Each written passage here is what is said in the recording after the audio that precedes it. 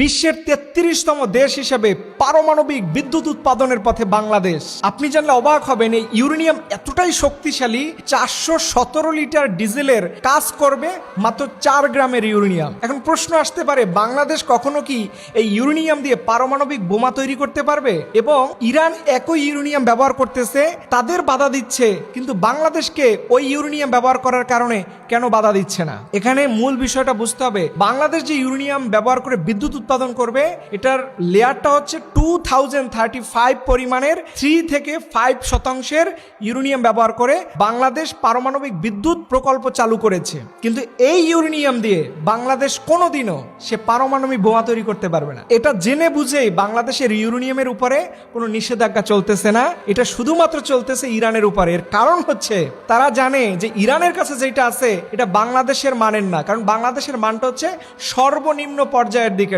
3 থেকে 5%। আর মূল পারমাণবিক বোমা তৈরি করতে যে রিসোর্সটা দরকার হয় সেটার পরিমাণ হচ্ছে 99%, একবারে বিশুদ্ধ হতে হবে। কিন্তু একটা দুঃখের কথা বলি কি জানেন, আমাদের এই বাংলাদেশে ইউরেনিয়াম আছে সিলেটের কুলাওড়া পর্বতের নিচে, এরকম একটা তথ্য কিন্তু ভেসে বেড়াচ্ছে, সেটা আমরা গবেষণা করতে পারতেছি না। আমাদের সিলেটে তৈল আছে, সেই তৈল আমরা উৎপাদন করতে পারতেছি না।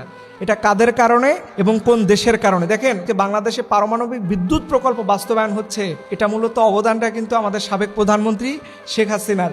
কিন্তু দেখেন, দিন শেষে মানুষের কিছু কিছু ভুল তার বড় বড় কাজকে ব্লাইন্ড করে দেয়। আজকে যদি ওনার এই ভুল ত্রুটিগুলো না থাকলো তো তাহলে আমার কাছে মনে হয় যে উত্তর কোরিয়া, চায়না, রাশিয়াতে যেরকম করে একজনই প্রধানমন্ত্রী থাকে, এরকম যদি উনি জুলুম না করে দেশটা পরিচালনা করতেন, দেখা যেত যে আমাদের কাছে তিনি ওরকম একজন সুপার হিরোই হতে পারতেন। তারপর আমরা তার জন্য দোয়া করি, তিনি এত অবদান রেখেছেন। এটার ভুল ত্রুটি সবার আছে, এটার উৎপাদনের যে ব্যয়, এর থেকে অনেক খরচ বেশি গেছে, এরপরও এটা যে বাস্তবায়ন হয়েছে এটা তো অনবদ্য, আলহামদুলিল্লাহ। এর জন্য আসুন আমরা সবাই সবার জন্য দোয়া করি। বাংলাদেশের যে রিসোর্সগুলো আছে, আমি বলবো কোনো দেশকে খুশি না করে নিজের দেশের রিসোর্সগুলো উৎপাদনমুখী করে সেখান থেকে দেশকে সমৃদ্ধ করুন। আগামীর বাংলাদেশ হবে একটা সুন্দর সমৃদ্ধশালী বাংলাদেশ। আল্লাহ তাআলা আমাদের এই দেশকে পারমাণবিক প্রকল্পের শক্তিশালী দেশ হিসেবে কবুল করুন, সর্বনা আমিন।